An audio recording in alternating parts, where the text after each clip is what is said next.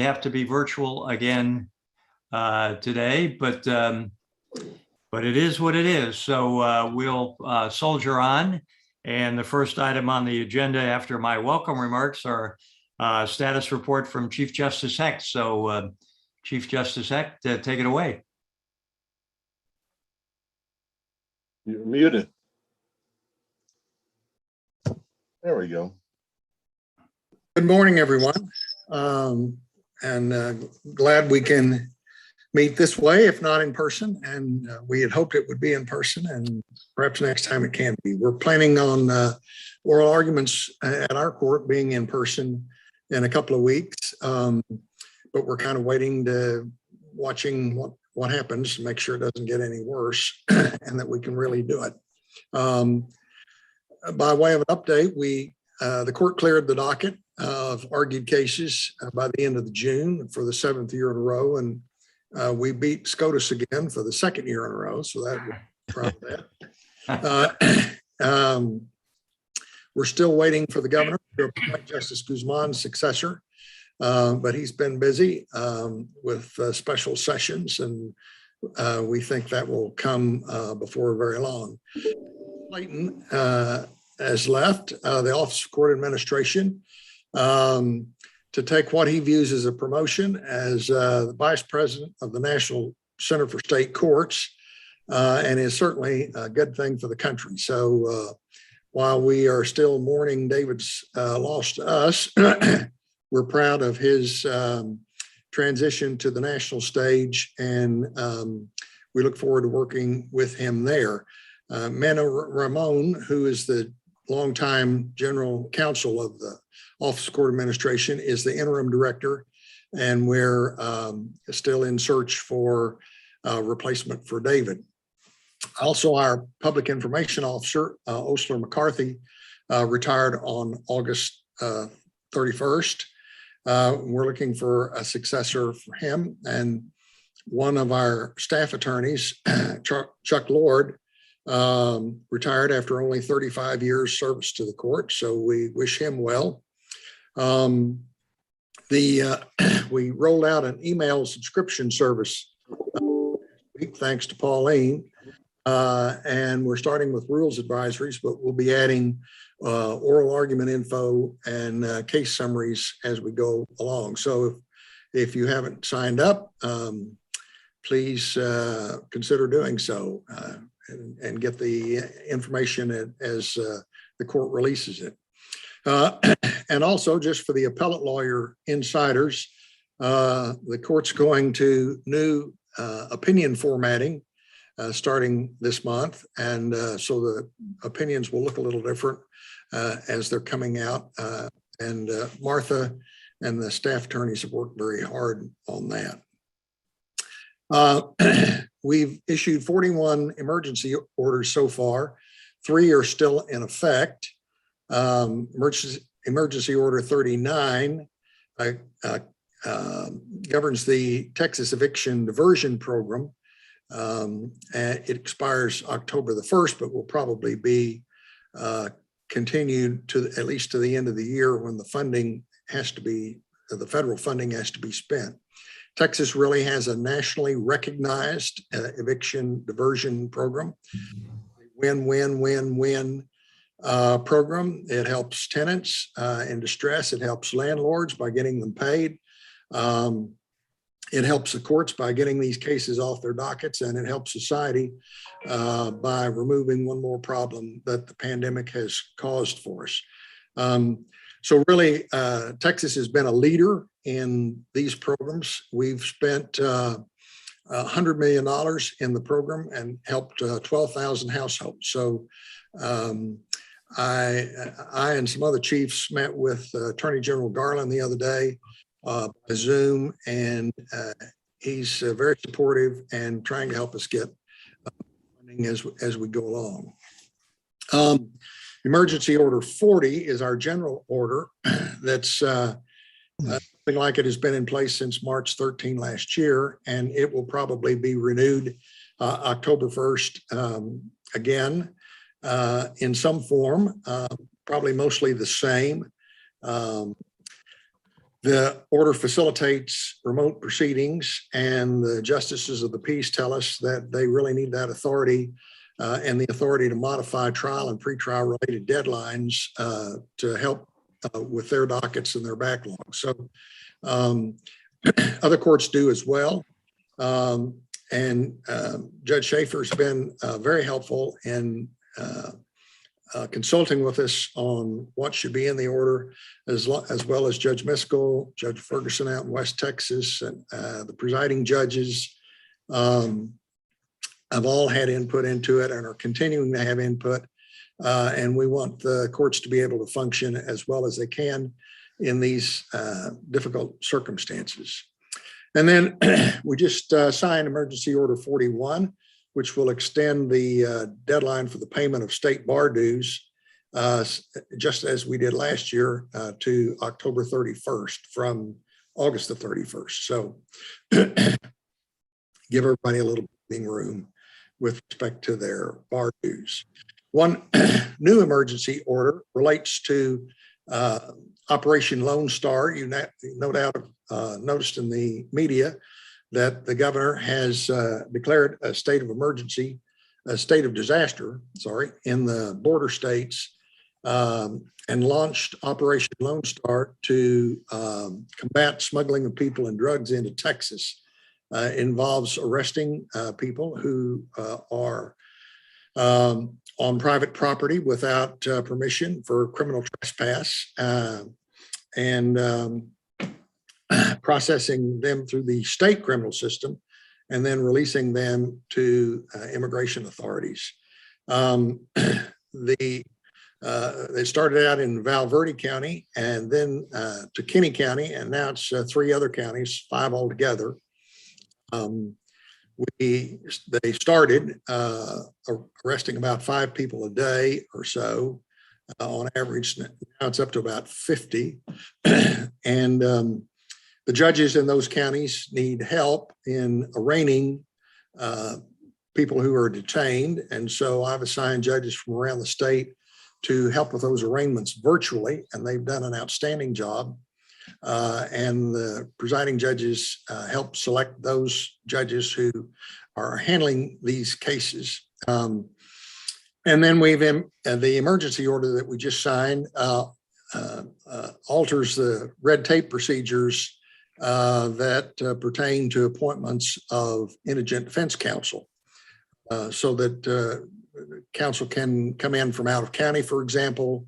Magistrates can appoint the counsel rather than having to go to court to do that. Just sort of streamlines the process.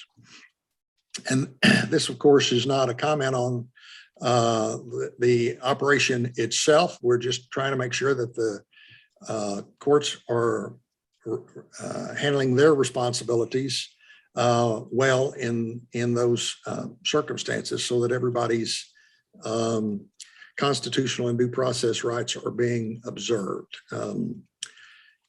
We've had a number of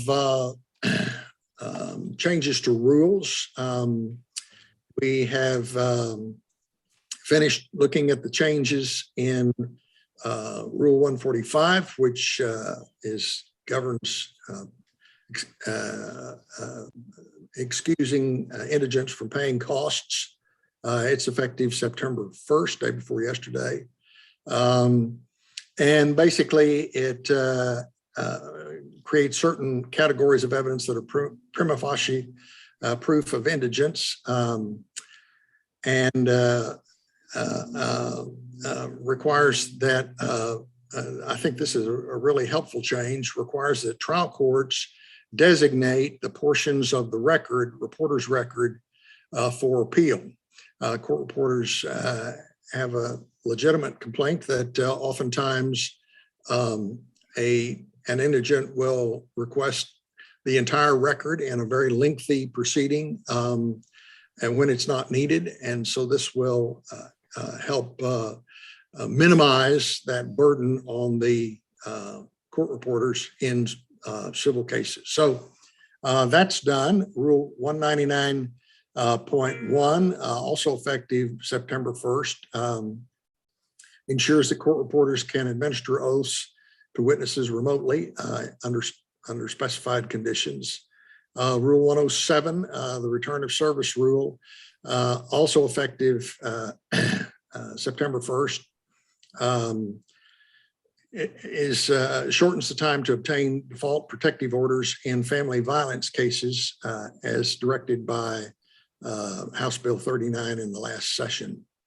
Rule of Judicial Administration 13.1 regarding multi-district litigation, effective last month in August, removed some outdated language that prohibited transfers because they all involve the Attorney General, and we decided there was no reason to have a special rule for cases just involving the Attorney General. People should know in those cases what the statutes require. We finished work on Trap 49 on motions for rehearing and in-bank reconsideration. And let me just say, I say in-bank because I think it's schizophrenic and hypocritical to say voir dire in the trial court and en banc in the appellate court. I just don't. Appellate lawyers are snootier than trial lawyers. So I say in bank, but anyway, we've changed that rule to impose the same deadline for both motions consistent with the federal rules, and put more information regarding the contents of the motion, clean up some confusing terminology. So you might want to take a look at those changes. We got one comment when we put them out for public comment from the State Bar Court Rules Committee, and they've raised some good issues, and we'll try to respond to those and have the rule ready October 1st. Trap 57 governs direct appeals to the Supreme Court. And some of you will remember, maybe one or two of you, that when we rewrote the Rules of Appellate Procedure 20 plus years ago, we wanted to make sure that lawyers knew that the Supreme Court viewed direct appeals the same way as the rest of its docket, most of the rest of its docket, almost all the rest of its docket, as discretionary. And even if jurisdiction lay in the court, we might decide not to take the direct appeal and let it go to the Court of Appeals instead first to get their view of the case. Since then, there have been a number of statutes passed that provide that the only appeal a party has is directly to the Supreme Court. And so that statement that taking the appeal as discretionary is at least confusing and perhaps wrong. And just for example, in the last session, they passed a bill regarding securitization of bonds and funding for damage relating to Uri, the storm last winter. And that provides for only one avenue of appeal, and it's directly to the Supreme Court. So we don't mean to change our view that some may be discretionary, but we'll stay agnostic for now and take that out of the rule. We've rules governing admission to the bar, which Rule 4 had required a 5-year wait after a sentence for a felony conviction before you could apply for readmission to the bar. But the Board of Law Examiners' practice was to waive that delay if asked to do so, but all applicants knew to ask. So really, in practice, the time that someone should wait after a felony conviction is discretionary with the Board of Law Examiners, and that's the way we changed the rule to reflect that reality. We made some changes in the rules of the Judicial Branch Certification Commission. And I won't take the time to tell you about those. You can look at those. They have to do with court reporters and guardianship cases. We clarified that the Board of Disciplinary Appeals can continue to hold proceedings remotely post-pandemic, which they requested and they've been doing without any trouble. And then we updated the protective order registry form in response to some legislation the last session, including to include sexual assault crimes, stalking, trafficking, protective orders in those kinds of cases, and to exclude information for vacated orders from public view, again, in response to legislation. And finally, the Judicial Commission on Mental Health, which is, again, another nationally recognized organization, is holding its annual summit on October 14 and 15. Registration is open and there'll be options for virtual and we hope in-person attendance. So you might want to look into that. The Texas Commission has been so successful that the National Center for State Courts and the Conference of Chief Justices and the Conference of State Court Administrators is trying to do some of the same work on its own nationally and drawing on the work of the Texas Commission. The Conference of Chief Justices will be meeting in Austin in January for their winter meeting. One of the focuses of the meeting will be on our mental health commission, how it has been so successful and what the national folks can learn from it. So we've been very busy with rules throughout the summer. We've had a couple of cases that you've read about in the media. So our summer's been a little busier than usual, but the court's very strong and completely current. One of the amazing things about the pandemic and the legal staff working almost entirely from home has been that it has not impacted our work adversely at all. So we've learned from that and trying to, as law firms and other courts are trying to do, we're trying to figure out the best path ahead. The situation keeps changing on us, but that's where we are. We're very proud. I'm especially proud to be able to brag nationally about how well our courts have done, and especially our trial courts in Texas, and how they've just done everything possible to try to move cases in very difficult times. The bar's been supportive of efforts to do that.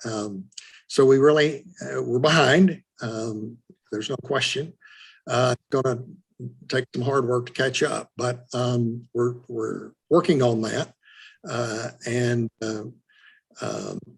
I know judges across the state are trying to try every jury trial they can without risking the health of the participants.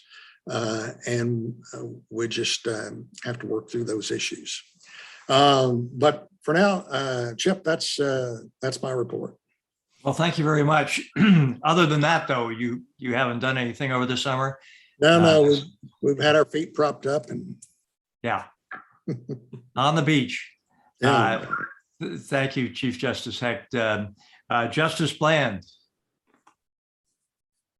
Good morning. I have nothing to add to the Chief's comments other than to thank him for his leadership on each and every one of these initiatives that he just discussed with you, and to add to my gratitude to this committee, because so many of these rules, nearly all of them, reflect the culmination of many hours of thoughtful deliberation by this group, and we could not do it without you. So thank you.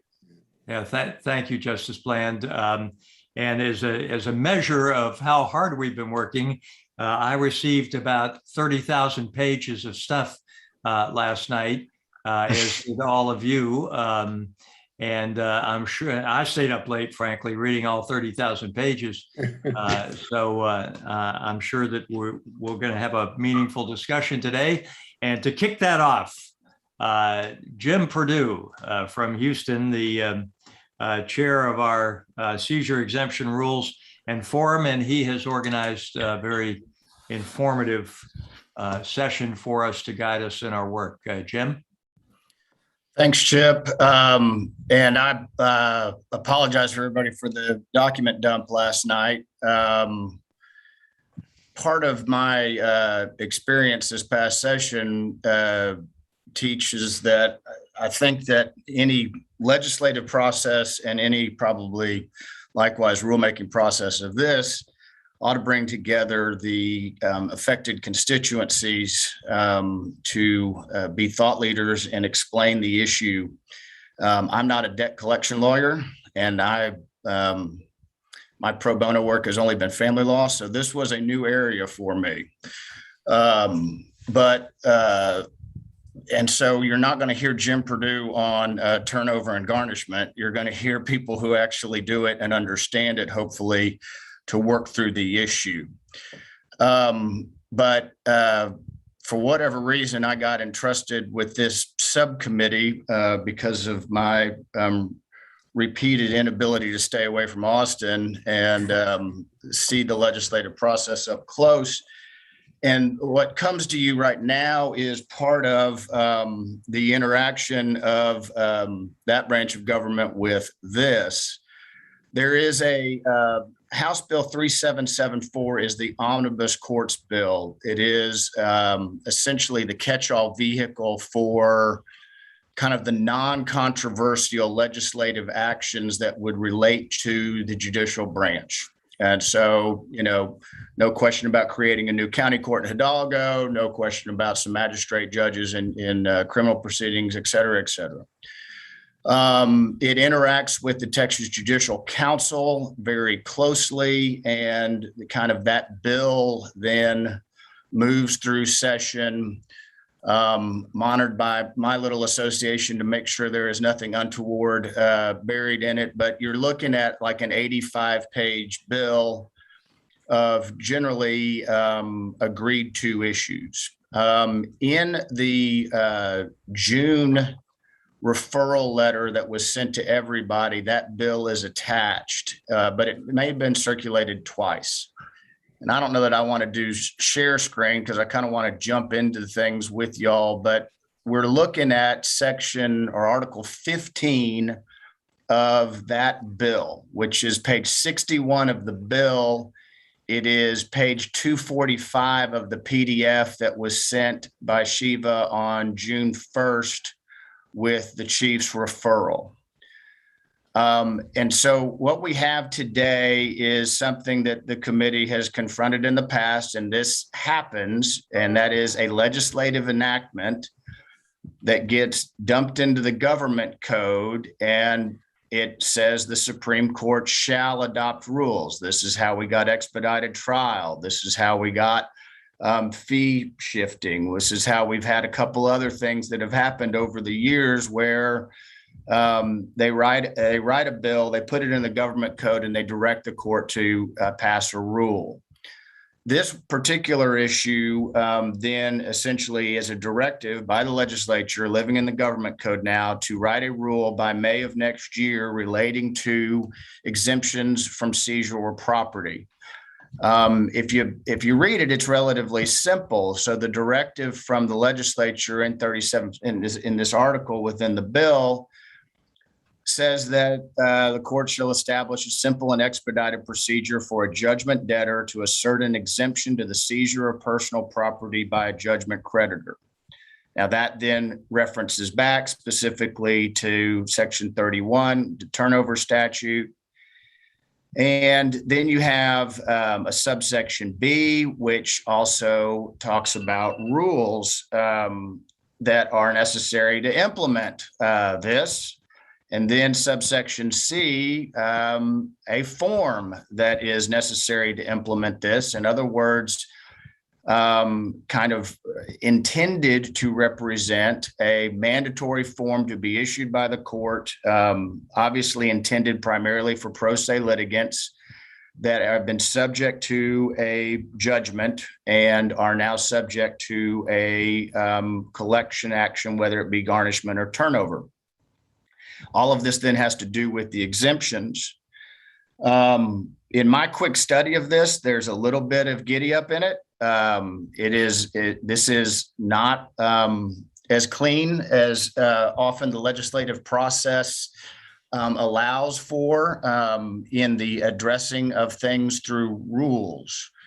First, it is kind of in a conversation about justice courts, but it's very clear that the bill is not bracketed to a form or rules only for justice court creditor proceedings. Secondly, the form, according to the bill, and this may be kind of the biggest issue of discussion that I picked up on very quickly. You can see on page 62 of the bill, 246 of the PDF,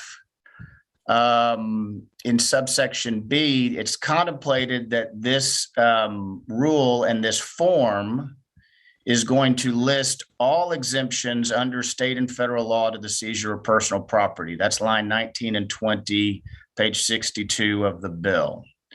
That's a long list.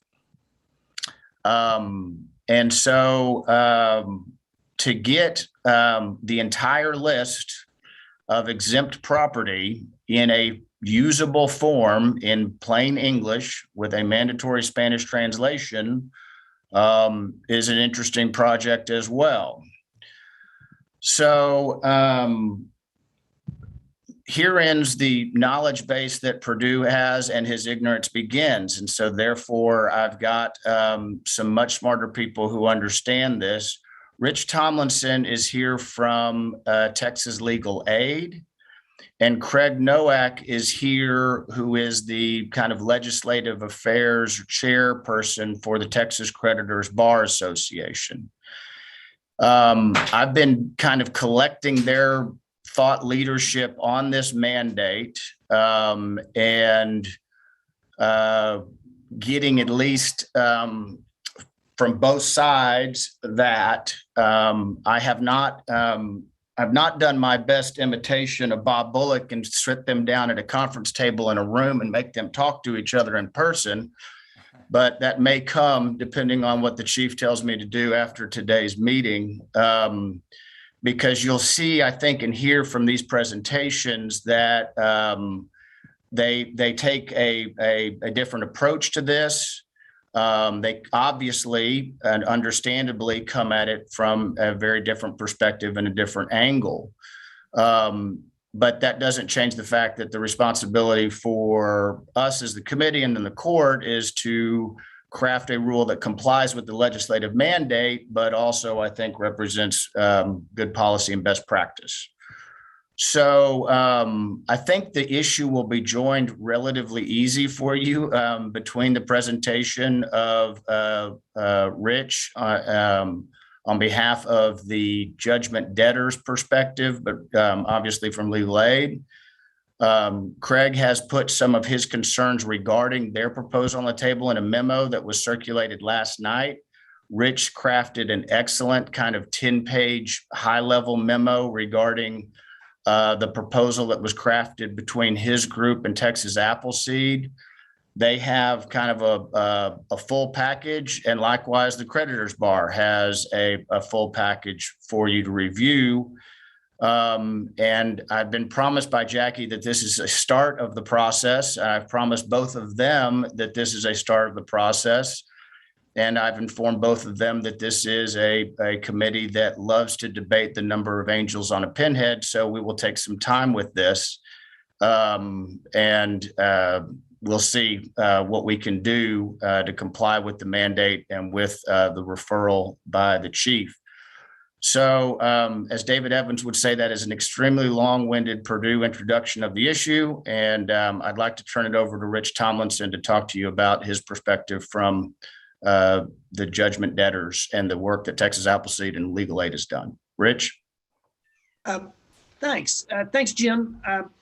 I'm Rich Tomlinson. I've represented debtors for most of the 41 years I've been a lawyer, and I'm very heavily involved in representing debtors in both garnishment and in turnover proceedings. There are some other mechanisms whereby judgments can be collected, but the primary ones are those two at the moment, and turnover is becoming the more significant one.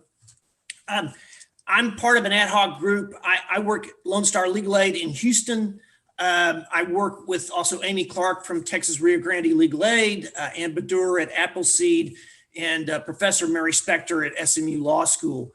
And we're here from the debtor side, basically, to give you our ideas about our proposal and where we think the rule should come out, basically. Just to give you that introduction. And so this all started, first of all, with a proposal that was made to the Judicial Council, where we sought basically a passage of a resolution that would recommend legislation that would require the implementation of a rule or rules or amendment of rules that would make it easier for judgment debtors to raise exemption claims. And here's the reason why. So there's the number of collection cases that have been filed in the last 10 years has really grown over time. And actually, I've been doing this a long time. It's actually grown a huge amount over the last 20 years. It used to be, I'd say before 2000, you didn't see as many consumer collection cases because we don't have wage garnishment, so it's harder to collect in Texas than in other states. But that's changed. There's been a huge amount of debt collection suits. It's now a very prominent part of the dockets of JP courts, county courts in particular, even in some district courts. And that relates to the fact that there are now tens of thousands, if not hundreds of thousands of judgments being collected, many of them by large publicly held debt buyers that buy debts from banks and other financial entities and seek to get judgments against people who owe debt. And then they try to collect. And what that has led to is many more garnishments against individuals. And in addition, many more turnover proceedings where judgment creditors seek turnover receivers to be appointed to try to collect. And what I have observed is that there's tons of exemptions, but there's no process by which judgment debtors get informed about those exemptions. If they don't find a lawyer, in fact, they don't have a way to actually make their voice heard and raise their exemptions. So, the exemptions can include Social Security, veterans benefits, all kinds of pension benefits, workers' comp, railroad retirement, FEMA benefits, child support. That's just an example. It is my experience that without a lawyer involved, judgment debtors don't have a chance of really effectively raising their exemptions. And that's the whole point of this proposal, is to make it a simple procedure so that can be done. And it's set up that way in many other states. And there's a procedure that allows people who are unrepresented to assert their exemptions, to get prompt hearings and get them resolved. So the current system, for example, with garnishment is that people do get a notice that's sent to them purportedly as soon as practicable, which the courts have said is either no more than 14 days or no more than 18 days, not terribly helpful. And then all it says is you can file a bond to get your money back, which doesn't help hardly anybody. The bond process is hardly never used. But then it also says you can file a motion to dissolve the writ of garnishment. Well, that doesn't tell a pro se anything. They don't understand what that means. They can then file a motion, but really the only way to effectively file one of those is if you hire a lawyer. In turnover proceedings, there's thousands of turnover receiverships that have been initiated in the last 5 to 10 years. It's become a large industry. There's many lawyers now that's their only practice. And I'd say the vast majority of those cases involve individual debtors, judgment debtors. And there's no process there to govern how people are informed about their right to raise exemptions. There's nothing. And the point of this bill is, at least in these two instances, we need to make it a simple process, an expedited process, one that's user-friendly for pro ses. And that's the impetus behind this bill. It led to the Judicial Council passing a resolution that led to this legislation. It was considered, I would say, non-controversial enough to pass in this bill. So I testified both before the Judicial Council and in the legislature, and that's basically where we're at. So,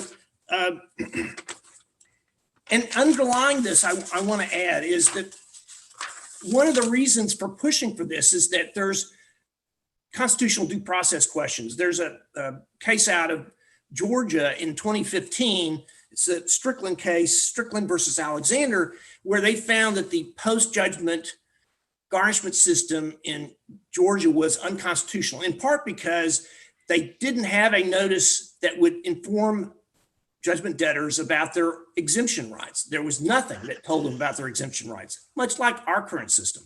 And there was no clear expedited procedure that they could utilize. That led to a ruling that system was unconstitutional. And then Georgia followed up with a new system, and it does provide a really great system of notice. It also provides for expedited hearings and requires courts to rule very quickly. And I think basically what that has done is it's provided some example of the best practices around. So going back to the statute, there's basically this is the statute requires a simple and expedited procedure to assert exemptions. It requires the court to stay proceedings to assert the exemption so that there's a way to get your money without it being distributed to the judgment creditor before you could pursue it. And then they require the courts to set hearings promptly. And then related to that, there have to be forms that inform judgment debtors about their rights, and it has to be in plain language, and also has to have a Spanish language version available. And plain language is really, I think, exceedingly important here. As I mentioned, most post-judgment collection now occurs through two means: garnishment and turnover receiverships. And I would say that turnover receiverships are eclipsing all the other forms of collection. And as I mentioned before, the garnishment notice is unwieldy. It's not user-friendly. It just says you can file a motion. The procedure is that you can file a motion, which all those are just information that can be used by a lawyer. It's not helpful to judgment debtors that are unrepresented. And the real problem here is you have very few judgment debtors that are represented by counsel. I know that I represent just a very small sliver of those people in Harris County. And there are other people who do that in legal aid, but we still only represent a small fraction of those. And so the point of this is to make sure that you pass on these rights to this unrepresented mass. In terms of best practices, I just mentioned Georgia is really offered, I think, the best. It's recent. They passed these new rules following the Strickland versus Alexander ruling. It provides notice with a listing of the exemptions and a simple explanation of the exemptions. It's to be given 3 days after service of the writ on the garnishee, which is typically a bank, and provides for a form which the judgment debtor can file and thereby ask for a prompt hearing, which has to be held within 10 days, and the decision has to be made within 48 hours by the court. It also even allows judgment debtors to assert the claims of third parties. For example, something that comes up in our cases is that with joint bank accounts, when there's several people on an account, sometimes you have people who are listed, and including judgment debtors who may have a right to withdraw funds from those accounts, but there's a there's a statute in the States Code that says that basically title to the money in that joint account belongs to the parties that put it in that account. So among the people that have a right to withdraw, title actually belongs to those people. And so there's case law that says those third parties are entitled to that money if there's a dispute. And in Georgia, they're allowed, the judgment debtors are allowed to assert the rights of those third parties. That could be, for example, when a mother is listed on a minor bank account and they're seeking to collect and they try to take the minor's bank account, even though it reflects their work earnings. Or there's an account that's an elderly mother has, and she contributes money into it, and some of her children contribute money into it. And then, but a judgment debtor is one of the children on there that has a right to withdraw money, but hasn't put any money in there. This in Georgia would allow those third parties to be represented by the judgment debtor who could raise that claim. Our proposal. So we were trying to do the best we could to change the rules only as necessary. And on the turnover side, we basically took a lot from what the current garnishment rules do and applied them to turnover receiverships. But specifically what we do, we provided for new notices that I think are in plain language that explain exemptions and a simple claim form for asserting those claims. The way we've done it so far is it's limited to claims about funds that are exempt. We didn't deal with physical property, and if we are going to address that, I think that should be done by a separate form. In my experience, that's not a common event that either turnover receivers seek physical property. It's not common in my experience. And our proposal requires a hearing and a ruling within 10 days unless the parties agree to a delay. That's basically the current rule in garnishment, but it would also apply that to turnover receiverships. It's not actually a change. It would set up, not in the garnishment context, it would set up a procedure to permit pro se parties to pursue exemption claims, but it also would tell them in the notice that they could contact legal aid, which I think is helpful because sometimes there are many times when legal aid could assist people in pursuing their exemption rights. It does provide that the burden is on the judgment debtor to prove the exemptions, and that's the law. That's our current law. We're not trying to change that. We're trying to make that clear in the process. But it does require the judgment creditor to prove compliance with required procedures. That is the law on the garnishment side. There is no such law on the turnover receivership side. We're suggesting that that should be in the proposal to make sure that the rules are complied with. One of the things we do on the turnover receivership side is we require strict compliance with the exemption procedures in both turnover and garnishment. The current rule is that that's the law in garnishment. That is required. We're suggesting that that should also be applied in the context of turnover. We also suggest that rulings, particularly in turnover receivership proceedings, that if there's a ruling on a claim, exemption claim, or a motion to return exempt funds, that those rulings should be treated as final orders.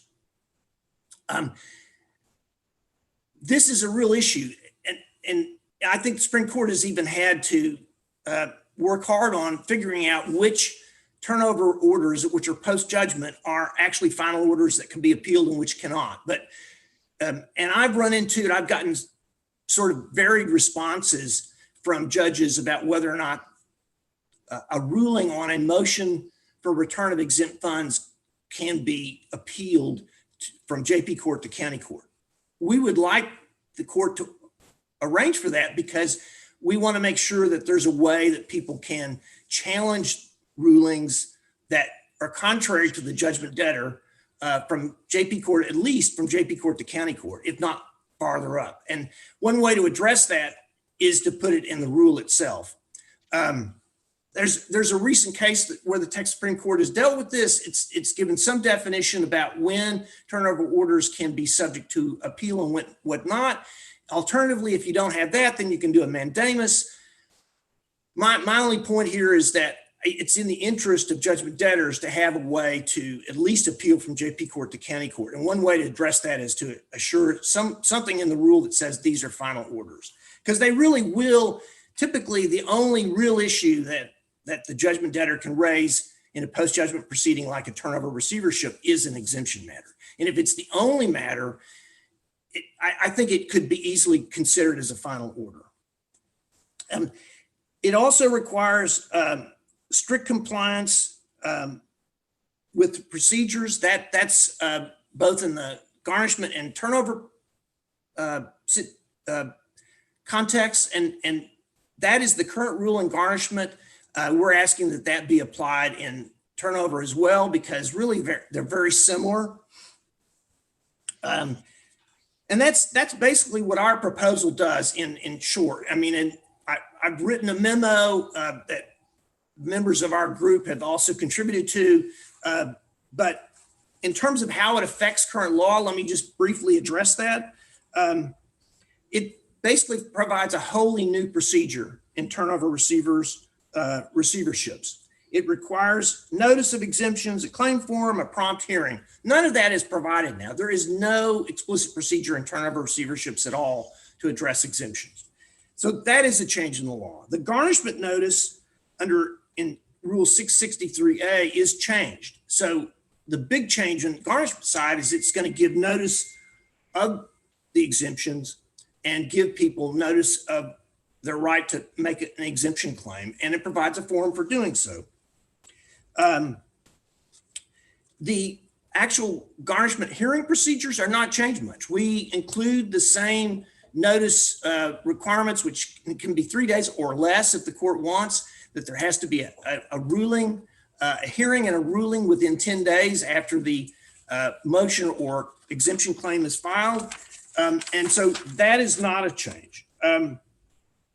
In terms of, as I mentioned before, it adds the finality provision so that in turnover context, at least there's a way to appeal from JP court to county court. It adds strict compliance as a measure of what's required. It's already in the garnishment context. It includes that in the turnover context. And so the next thing is this. I saw the alternative proposal from the Texas Creditors Bar Association yesterday. I saw it for the first time yesterday morning. And I've spent as much time as I could yesterday to review it and give you some idea where we agree and where we disagree. I don't know that we couldn't meet and talk. We have not had that opportunity yet. I've had some dealings with Mr. Nowak over time and many other creditor lawyers. I have actually friendships with people in the creditor bar. I know that may be shocking to Mr. Nowak, but it's true. And I'm more than happy to meet with them. I'm more than happy to try to work out as much compromise as can be worked out. But let me pose to you where I think we differ at this time and where there's a need probably for us to talk. I think there's a few issues where we likely cannot bridge our differences, and we're going to ask you all to to conclude what the rule is going to look like. So the first of a number of these disputes are in terms of timing of the notice. So the notice that was required in garnishment and now will be applied in turnover, it says that the notice of exemptions would be mailed, quote, as soon as practicable. That is the current rule in garnishment in 663A. And I think that's a problem because that is not consistent with what the statute says, which is we want expedited proceedings. The courts have construed this to mean that it can be up to 14 days and it's still considered meeting that standard. And in my view, that's too long. And in fact, that's contrary to the Georgia practice, which is you have to do it within 3 days after execution of the writ of garnishment, for example, on a bank. I do not think that that's appropriate. We asked for 1 day. That may not be where we end up, but I don't think that as soon as practicable is a good idea. There's even a case from the Fort Worth Court of Appeals that upheld a notice that took 18 days after execution of the writ on the bank. And in my view, that is not as soon as practicable. And even if that is the standard, it's not clear. It's not a clear standard. Every judge across the state could differ about what that is. And I recommend that we come with a specific deadline that sets a number of days. It doesn't have to be 1 day. It could be longer. I believe that Georgia probably has the best standard, which is 3 days. And I think this is something where we might be able to work out a compromise. I can't promise that. I'm just saying that is possible. The real problem here is if you allow it to be, you allow up to 14 days or allow up to 18 days, and then it takes a few days for a pro se judgment debtor to review the form, fill it out, and then file it. And typically that's going to mean either mailing it or taking it down to the courthouse. And then you have a hearing, let's say within 10 days. If you put all those numbers together, that's almost a month. And the problem is when there's a garnishment of somebody's checking account, or there's a turnover receiver that sees the money in that checking account on the basis that it's purportedly non-exempt property, that takes every penny that those people have. And that means they're basically immediately destitute, and they would remain so until you get a proceeding. That's the point of having a quick proceeding, because if their income is truly exempt, then they shouldn't have to go through that. They shouldn't have to go a long time period without being able to get access to their funds again. So I think this timing is too long, and it's too unclear. Also, I think their notice of exemption that they propose is problematic. The biggest issue I would say is it's not in plain language. Basically, it lists all of the exemptions, and it's really impossible. It's done using the statutory language, which even lawyers may not fully understand without reading cases to construe the language. So my point about that is it should be closer to what Georgia does, which has columns, and it very specifically lists things in a way that I think even a pro se party could understand. It also doesn't recognize that there can be an expanded exemptions in the turnover context. So there's a provision, a subsection of the turnover statute, it's subsection F of 31.002 of the Civil Practice and Remedies Code, that namely says that proceeds or disbursements of once exempt funds, such as wages or the money from a spendthrift trust, are exempt from turnover, even if they are subject to garnishment. So the point of it is, subsection F is turnover is not supposed to be as broad as garnishment, and their proposal does not recognize this. This is the one area where I'm not sure we can reach a compromise.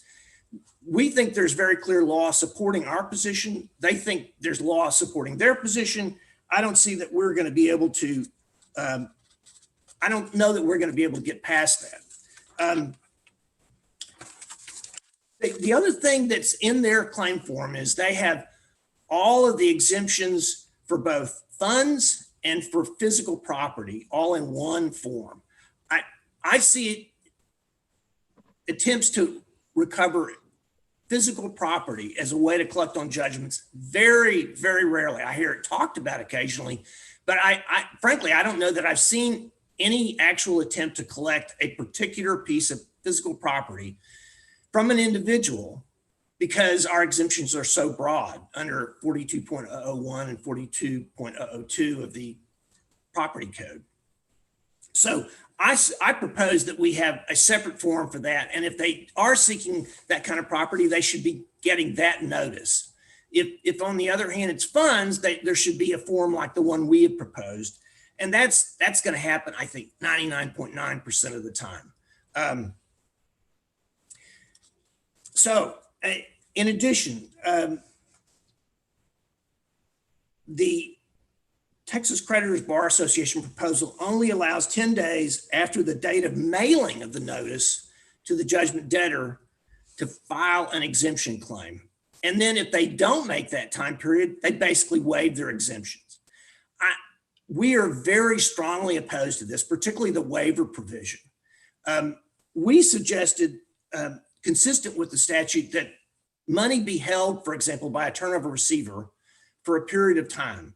The current garnishment rules already provide for that. Basically no money can be passed on until there's a judgment in a garnishment action. And the way to deal with it is you can file an exemption claim form in garnishment or a motion to dissolve the writ of garnishment, get a hearing, and the current rules will, and with the minor amendments that we're suggesting, that will protect those funds from being dispersed to the judgment creditor. Can't happen until there's a judgment. But in the turnover receivership context, it doesn't work that way. So what we're asking for, we asked for 60 days. They've offered 10 days. It may be that we can work out an agreement about what that time period should be where the funds are held before they're dispersed to the judgment creditor. It may be less than 60. It may be more than 10. One thing that we are strongly opposed to is any waiver by the judgment debtor of their exemption rights in a short window, giving them only a short window in which to raise exemption claims. They should be able to raise it whenever, certainly effectively, at any time before the funds are dispersed. And in garnishment, that doesn't happen until there's a judgment. And if you appeal it, that judgment from JP court to county court, it's going to take some time. In a turnover receivership process, we don't want that to happen immediately because we want judgment debtors who are pro se to have a sufficient time to raise their issues and have that money protected and not dispersed.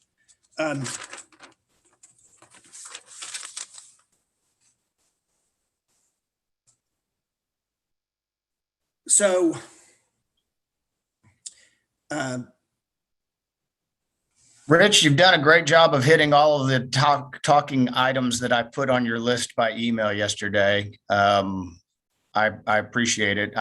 As I told you, I gave Craig the exact same 5 issues. And if you're done, what I'd say is I'd like to have everybody hear from Craig. You're not excused. I need to keep you here for the conversation because there may be some questions posed to you, but I think it'd be appropriate to let Craig go and address us if you're finished with, because I really appreciate, by the way, where you agree and disagree. That was very helpful. Can I just raise 2 more things and I'll shut up? How's that? That's fair. They always say, look, trial lawyers don't ever say that, but if you've only got 2 more things, Rich, you got 2 more things. I know sometimes I'm not as concise as I need to be, but I'm getting to it. So there's also a provision in the Texas Creditors Bar Association proposal that would put no time limit on when a decision would be made. That is not the current rule in garnishment. It is, and we believe that that's something that to assure an expedited procedure to follow the statute and to follow constitutional due process as required by Strickland, that there should be a short time period for the court to make a decision. The current rule in garnishment is the decision has to be made within 10 days. I can tell you that in practice, that doesn't always happen, but the point is courts should have a requirement to make a decision with a certain amount of time, because judgment debtors who have exemptions, they're basically destitute until they get a ruling from the court. So we have a very big concern about that. That's a red line for us. So there's also a third party issue. As we pointed out, if third parties have a claim and involves joint accounts, they can raise that as an exemption. I admit that in form, it is not an exemption, but it walks and talks. In substance, it is like an exemption. And in the Georgia procedure, they allow for judgment debtors to raise those issues on behalf of third parties. For example, on behalf of their elderly mother or on behalf of their minor child. And that's a brief idea of some of our major concerns. We have other concerns with their proposal. I'm only asking for the opportunity to have to respond to their proposal like Mr. Nowak has already done to the one we've written. That's it. And I will end my presentation and await your further word. Thank you, Rich. To highlight to everybody, the last one that Rich mentions there, this third party issue is a big difference between these two sides. That one, very clearly, there's some different perspectives on that. But without me kind of adding in any more editorial, I just want to get to the creditor's perspective and allow Craig to both proactively and responsively make a presentation for us. Craig, will you, Craig's, I believe, the legislative committee chair for the Texas Creditors Bar Association. And I know Rich didn't mean this as an insinuation, but I get it sometimes. Craig got your stuff like yesterday morning as well. So everybody's on a very quick turnaround here, just because of my inability to get the lines of communication open earlier. But Craig, why don't you present? Obviously, you've got the same talking points, and I really appreciate you being here for us today. Thank you, Jim.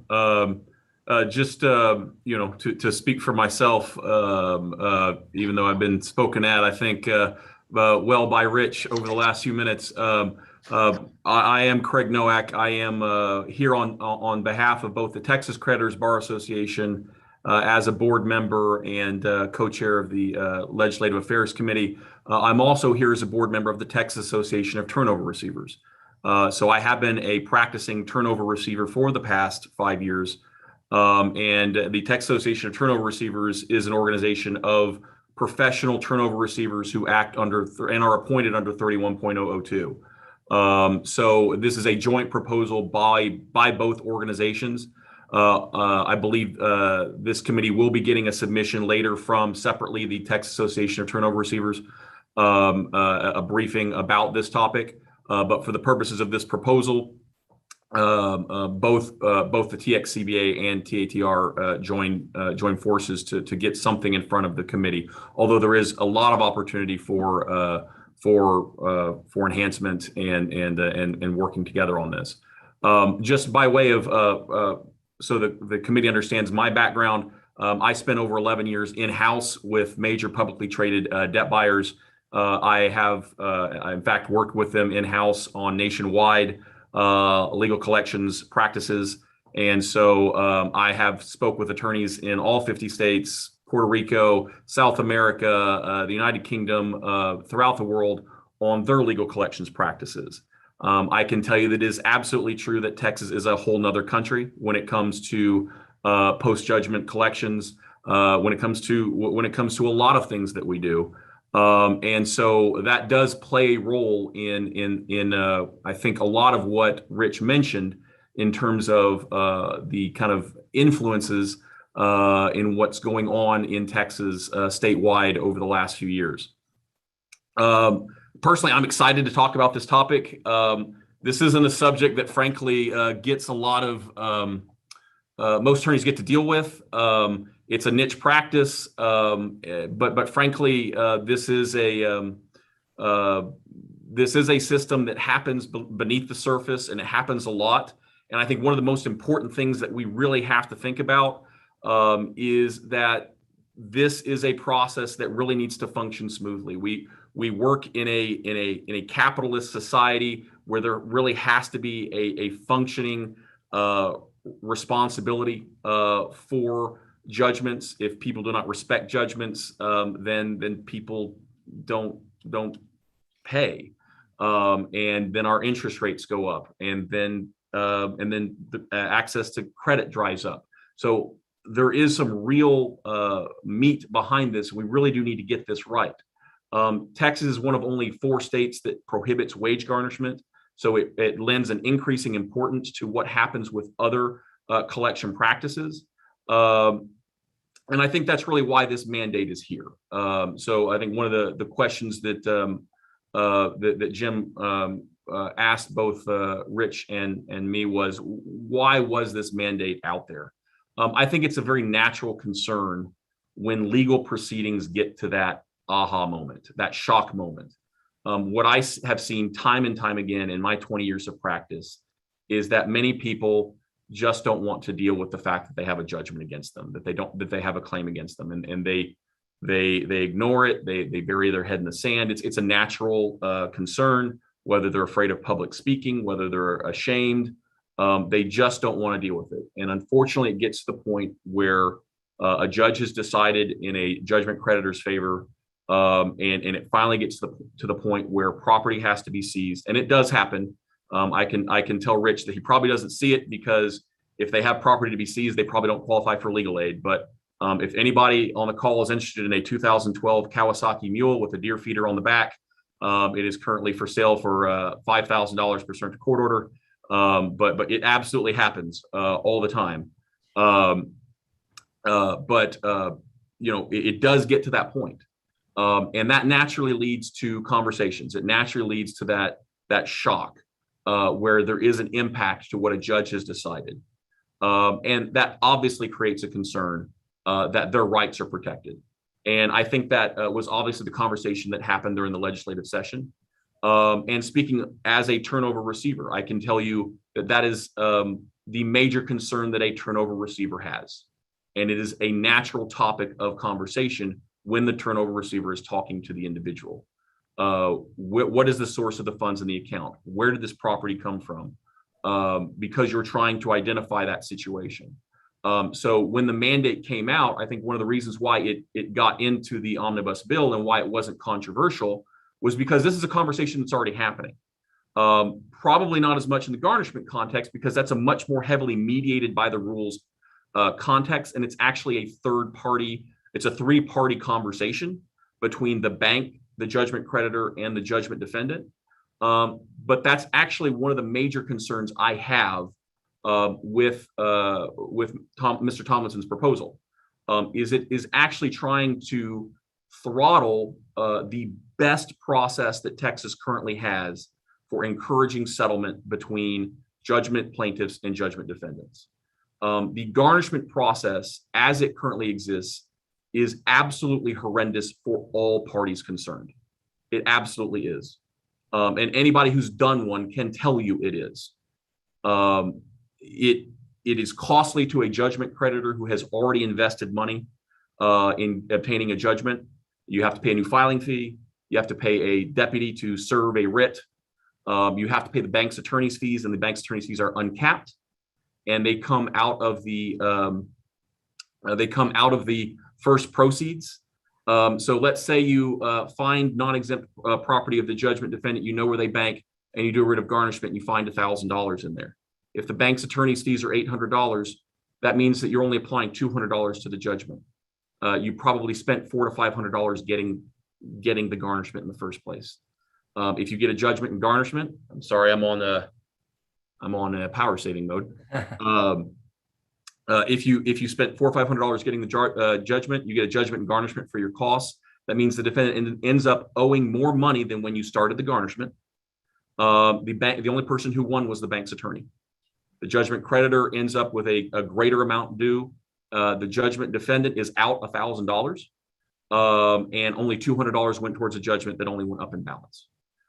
Turnover receivership, on the other hand. Oh, and by the way, in a garnishment, the bank account, let's walk through what happens, because it's very relevant from the exemption perspective.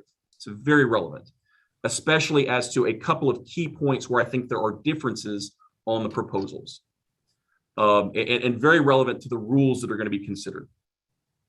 If I'm a judgment creditor and I get the writ from the court, I'm going to send that writ to the constable or sheriff most of the time, because there are still some banks that insist that the rules are muddled enough on non-possessory writs that they insist on a deputy to serve the bank. So I'm going to send that to the deputy. I do not always know when that deputy is going to serve that bank. They may not tell me. They may just send the writ back to the court. the return of writ. So I will tell you that 9 times out of 10, the first time I hear about service on a writ of garnishment is from the defendant themselves. They call me. The reason they do that, they try to write a check, they try to swipe a debit card, they get a notice from the bank, and they say, what is going on? They call their bank. The bank says you need to call this attorney. They call the attorney. That is the first I hear that bank has been served. And that is the trigger for me to send out my notice. So when we think about the rationale behind the existing rule for sending out the notice as soon as practicable, I believe there's an actual rationale for that, because sometimes you just don't know. If you hit a bank account that the defendant forgot about and they don't get the notice they moved, you may not find out until you check the court's website. And you haven't gotten the check in the mail, or you get the answer from the bank. You don't know. But oftentimes you hear from the defendant, and that's your trigger. My practice is always to send it out as soon as I hear from the defendant or as soon as I know.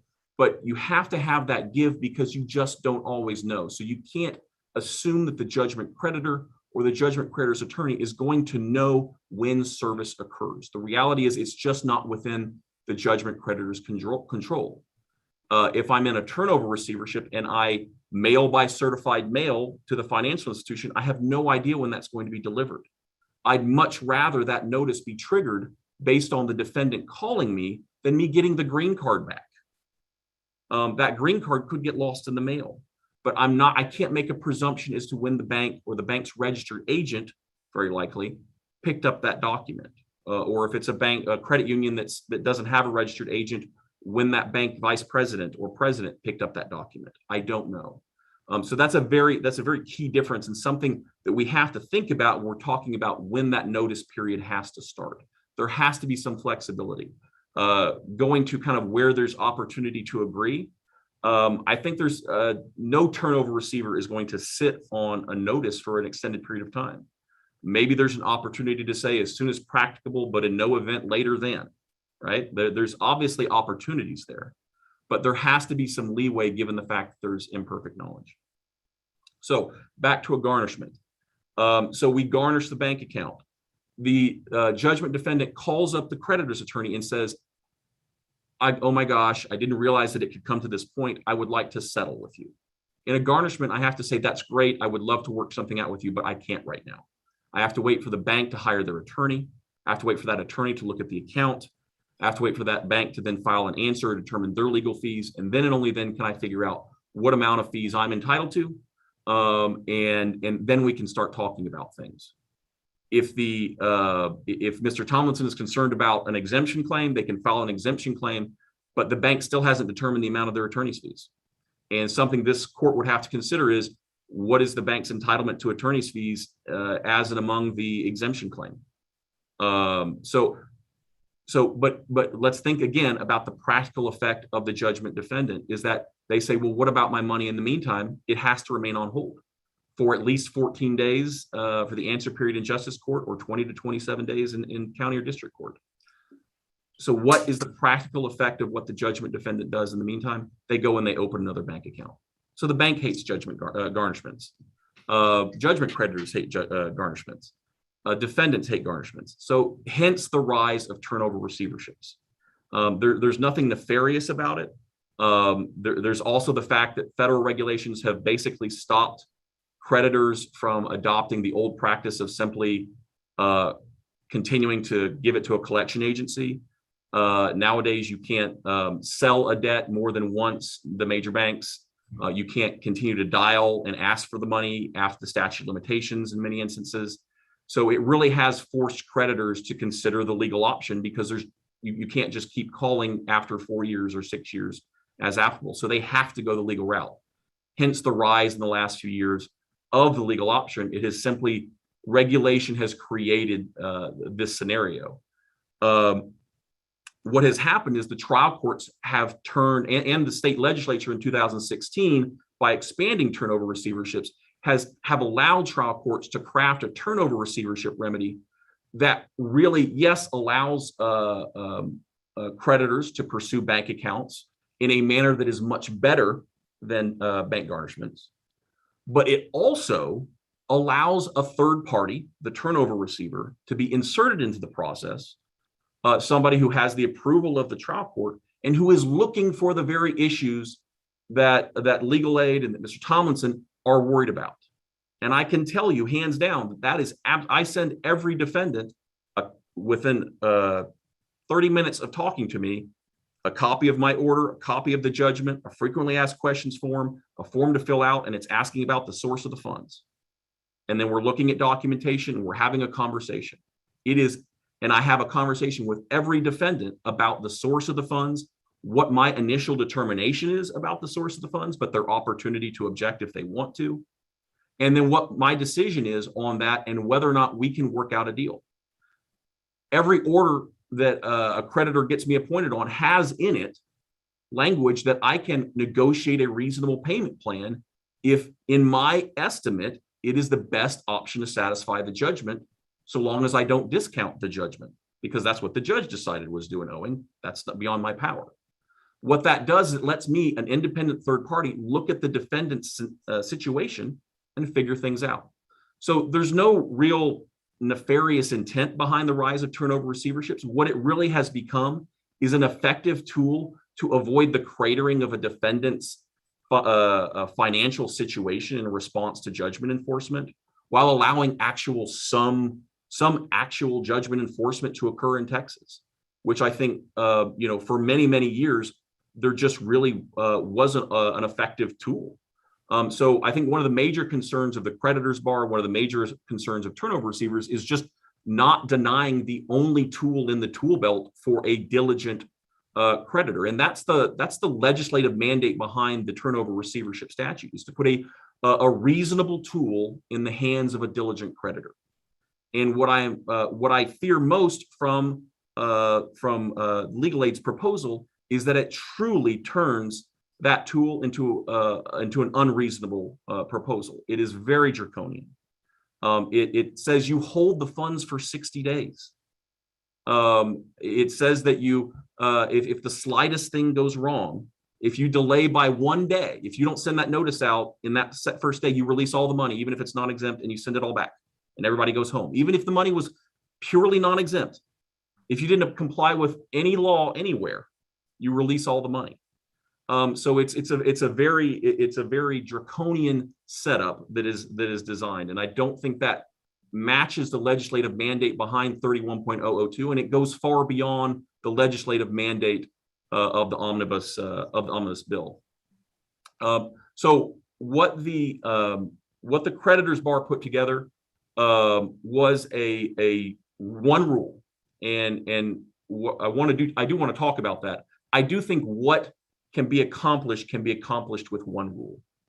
We do have to think about the effect of what we are proposing on not just writs of garnishment and turnover receiverships. You have to think about writs of execution. You have to think about writs of execution for attachment where possession of property was awarded. You have to think about writs of turnover where you are taking possession of property. You have to think about as I read the statute as passed, if a judgment creditor seeks to attach personal property, this notice has to be sent. So from a rule perspective, what we proposed was a rule that works in complement with the other procedures. If you adopt the legal aid proposal, you have to go through a rewrite of every post-judgment process, every ancillary proceeding that relates to a post-judgment process. And that's a daunting task, especially by May of next year. So I think if we work on a rule, if we want to work on plain language for the rule, I think we're absolutely open to that. But what we tried to do was find language elsewhere in the ancillary proceedings that we think could be adopted. The rule does contemplate that you have a certain period of time to assert your exemption, and afterward the process needs to move forward. The statute says we need to give it a reasonable period of time. Elsewhere in the rules, we have quite clearly said, or the court has clearly said, what a reasonable period of time is, 10 days. If you look elsewhere throughout the nation, you will see very similar periods of time. you will see 10 days referenced in numerous states, or you will see, unfortunately, I have asked my national organization to see if they had any summaries. I wasn't able to find anything kind of immediately. I will tell you that California has a 10-day period on bank levies. I believe Alabama has an at least 5-day period on personal property seizures. I believe Virginia has a before the return date of the writ of garnishment. Colorado has a 10-day period. So 10 days really is the standard.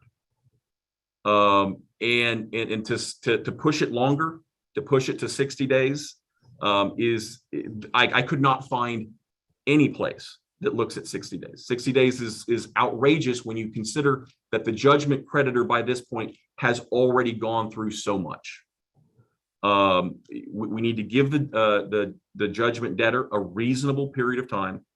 Can we negotiate on it? Absolutely. But 10 days really does seem to be the period that most states, at least from my brief survey yesterday, seem to settle on, and it does accord with the court's decision on replevy periods, elsewhere in the ancillary proceedings. Hey, Craig, I don't want to interrupt, but that's an important. Do you know what the rule is in Georgia? I apologize. I did not look at that one yesterday. I'm happy to look at it, but I do not know. So practically speaking, I think what the rule proposal addresses is really kind of three things.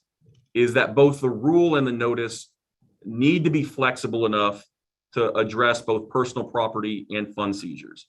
One thing that Mr. Tomlinson said is he thinks that everything should be divvied up and we should have different notices. I have to tell you, as a turnover receiver, you can seize both at the same time and in the same process. If it's a sole proprietor and you go down, and you can seize funds and you can seize assets at the same time.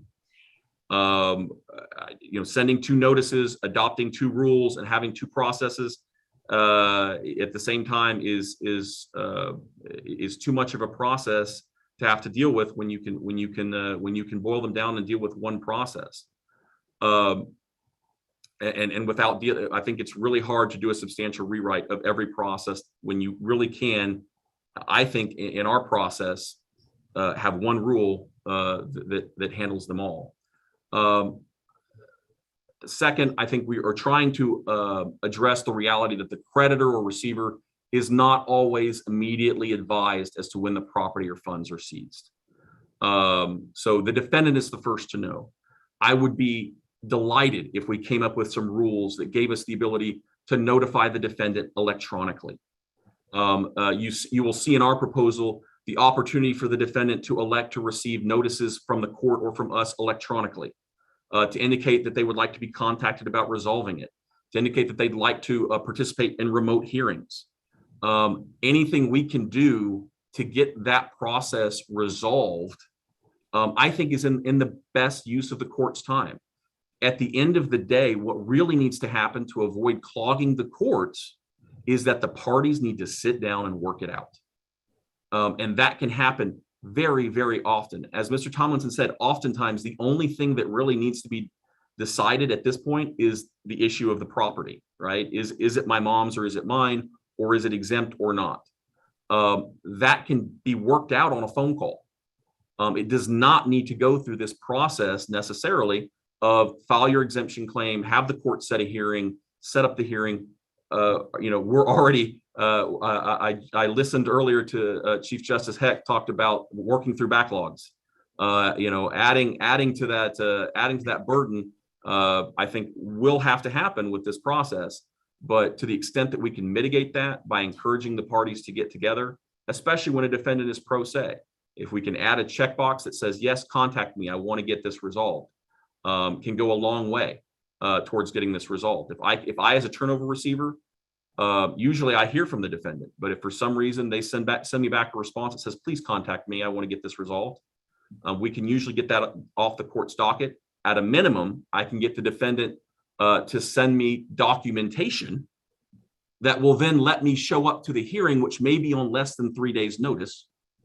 and inform the court as to what I think is going on. Which leads me to another point that I do want to mention.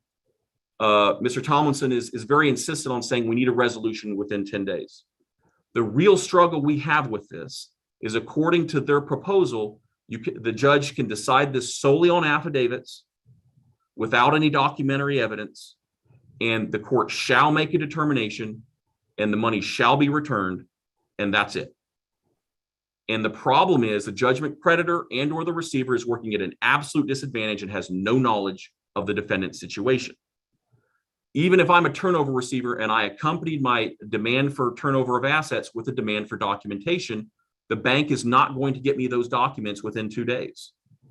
If the court sets a hearing on less than 3 days' notice, the defendant signs a declaration that says, I swear this is my mom's money, or these are exempt funds, but doesn't show up with bank statements, even though I've asked for the bank statements, I haven't gotten them yet.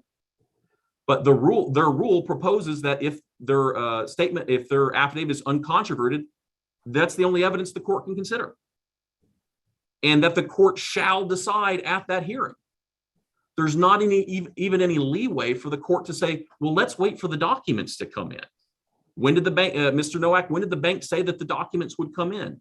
Or as has happened frequently in some of my hearings, can you pull it up on your phone? And if you can't pull it up on your phone, can you go over to the bank and can you get the documents and can you have them here by tomorrow?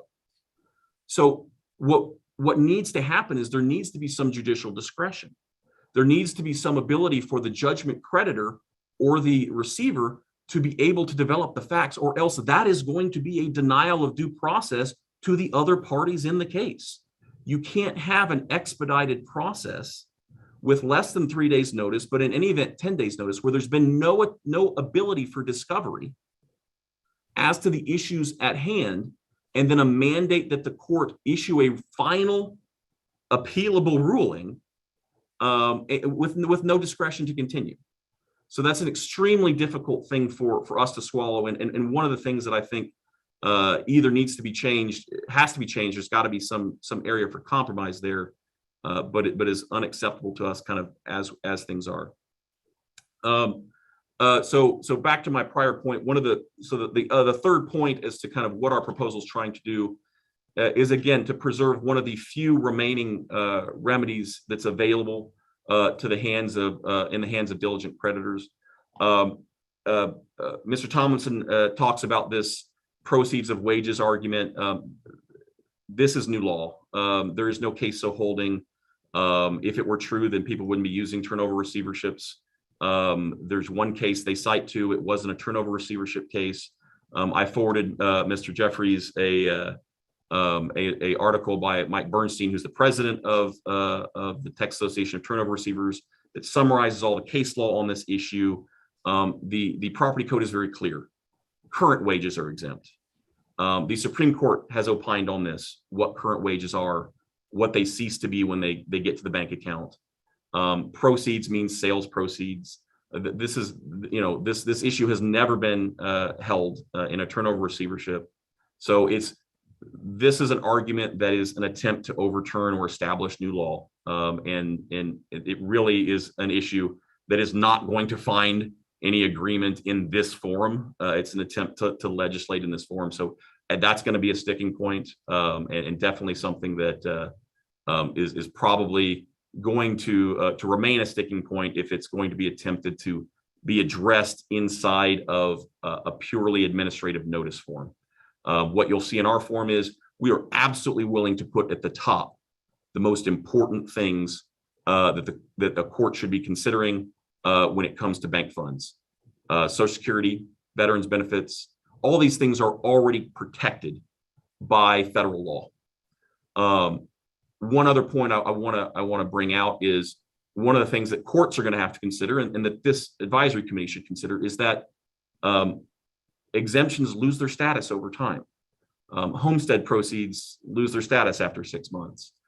Distributions for retirement lose their exemption status after 60 days. This concept that once exempt, always exempt has never really been true under the law. And so that's something that courts are going to have to consider. And often that's going to require documentary evidence. And so we have to think about that when we think about the rules.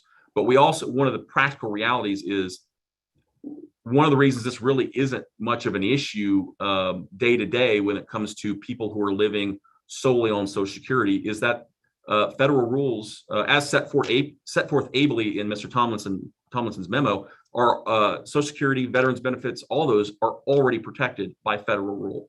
They look back 60 days, they add everything up, and they protect funds, the amount of those funds, even if those funds happen to be non-exempt. So frequently what I see is they have a part-time job and they receive Social Security. Those non-exempt part-time job proceeds, wages, they're deposited in there, they're still protected because they spent all their Social Security proceeds, but the federal register rule protects that money anyway. So there's actually a more expansive federal protection than would be allowed by state law in many circumstances. I'll close my comments and open myself up to questions. Although I will say, just to kind of highlight other areas where I think there's opportunity for a middle ground.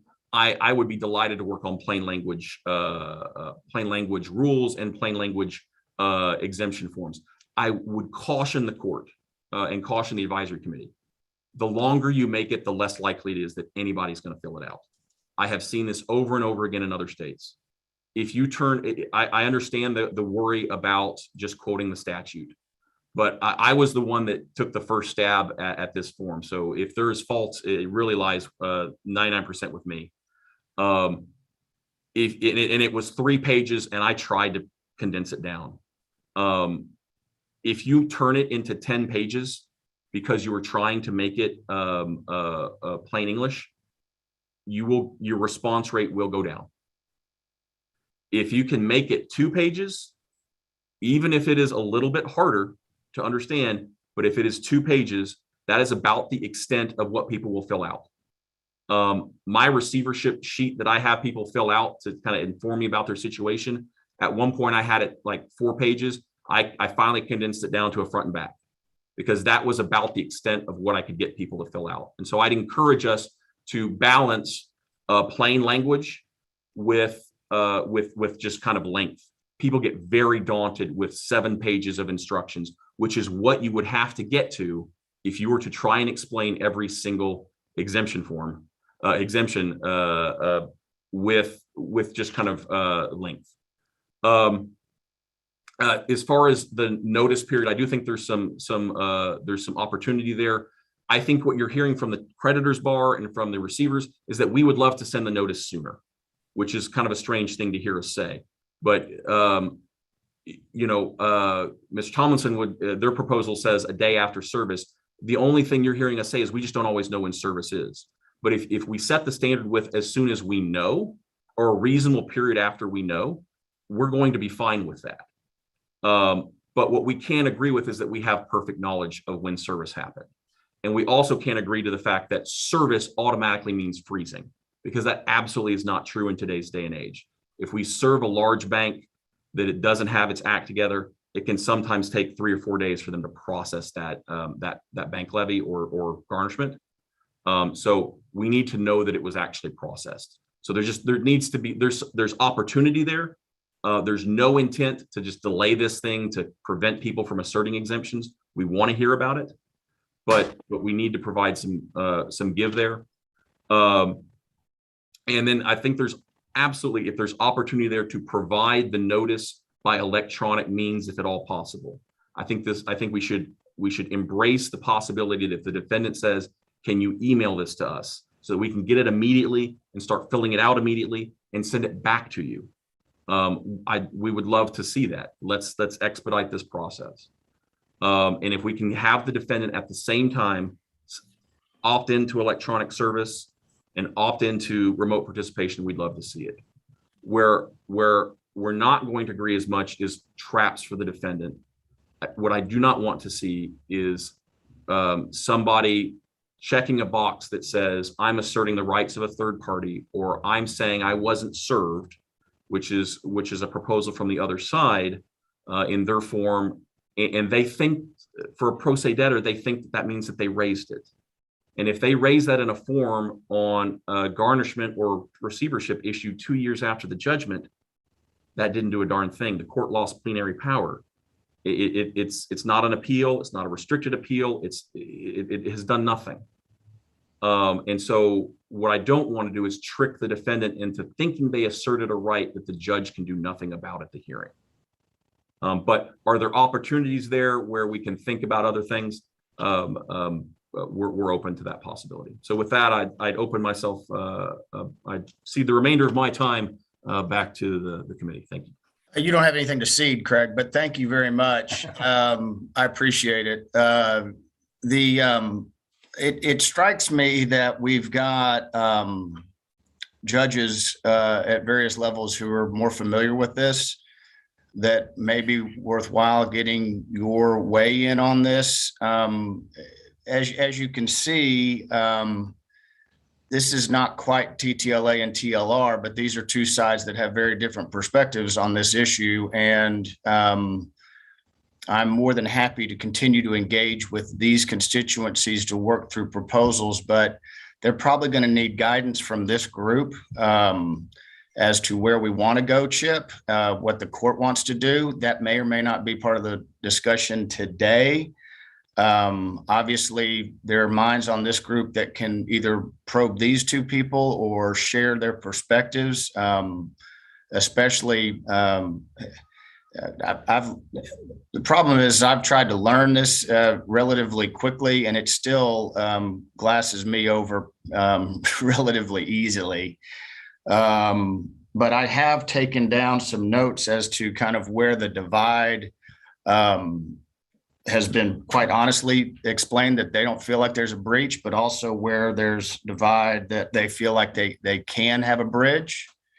And then I have some notes about kind of the interesting for the pragmatics of this group, Chip, the conceptualization of how to issue a rule that complies with this mandate. For example, a single rule that discusses exemptions in all contexts versus the project of trying to change the rules for garnishment and turnover and execution, which is a bigger project.